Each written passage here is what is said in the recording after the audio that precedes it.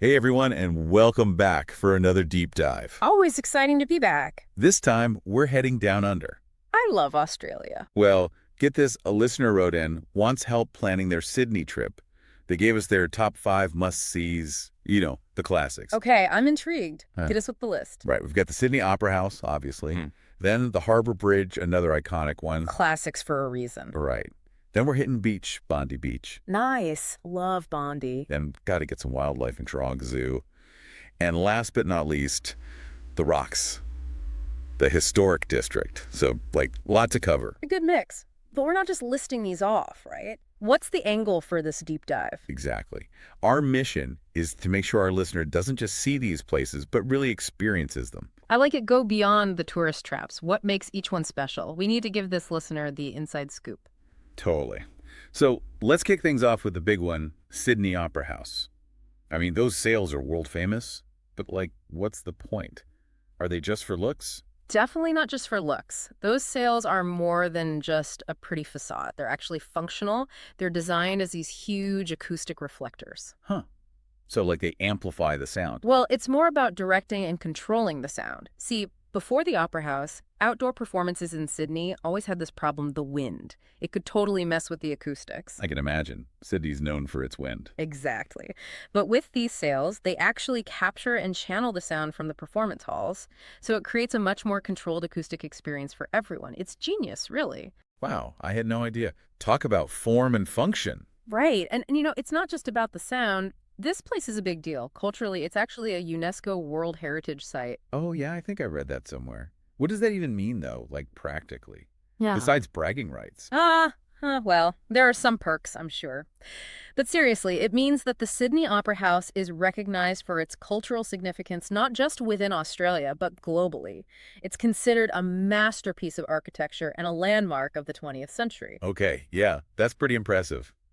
No wonder it's on everyone's Sydney bucket list. It's a must-do. Speaking of bucket lists, up next is the Sydney Harbour Bridge. Another icon. Have you ever climbed it? No way.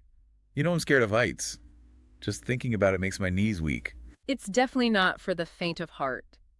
But I will say, the view from the top is incredible. Okay, but seriously, is climbing it really worth it? I mean, can't you get a pretty amazing view just by walking across? That's true. The walk across is stunning, too. You get those panoramic harbor views, the opera house in the background. Yep. It's picturesque. I guess it depends what kind of experience you're after. True. If our listeners feeling adventurous, the climb might be the way to go. Yeah, it's a real adrenaline rush. And you get up close and personal with the bridge's structure, all the steel beams and rivets. It gives you a new appreciation for the engineering marvel that it is. Okay, you've got me thinking now. Maybe I'll conquer my fear and add it to my list. But first, let's swap bridges for beaches. Sounds good to me. Next up on our Sydney adventure, Bondi Beach. I have to admit, I mostly just picture super fit people and those iconic red and yellow lifeguard towers from Baywatch. Haha. Yeah, Bondi definitely has that image. But I'm guessing it's more than just a pretty beach, right? Oh, absolutely. Bondi's got this really cool vibe, really diverse. You'll find the sunbathers working on their tans for sure. Of course, got to get that Aussie sun. Right. But then you've also got the hardcore surfers catching waves. I bet the waves there are incredible. They can be pretty epic. And then you've also got families enjoying the sand, kids building sandcastles, that kind of thing. It's a real mix of people and energy. Sounds lively. It is. And if you're up for more than just lounging on the beach, you can't miss the Bondi to Coogee coastal walk. Oh, yeah, I've heard of that. It's that scenic clifftop walk, right? Yeah. Exactly. Stunning views the whole way. It's a must-do if you ask me. All right. Noted. Adding that to the itinerary. Now, from beaches to, beasts, I guess.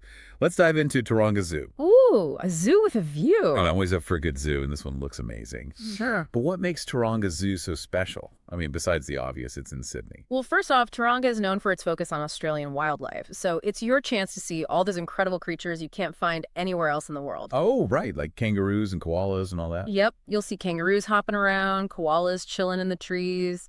You might even spot a wombat if you're lucky. Now that'd be cool. Definitely a bucket list animal. And the best part is, because of its location, you get these amazing views of the city skyline while you're exploring. Wait, seriously? So you can, see the Opera House and the Harbour Bridge while looking at a kangaroo? Pretty much. It's a pretty unique zoo experience. That's amazing.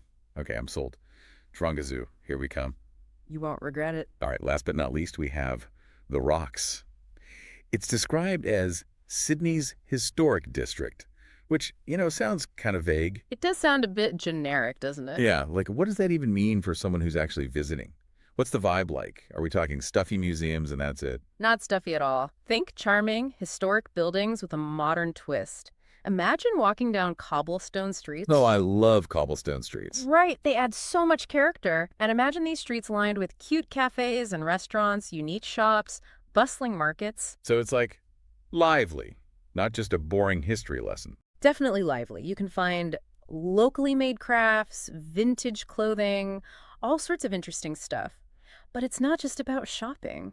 You can also find some amazing museums tucked away. There's one dedicated to the history of the Rocks itself. Oh, that's cool. So it's like a blend of old and new then. Exactly. It's where Sydney's past meets its present.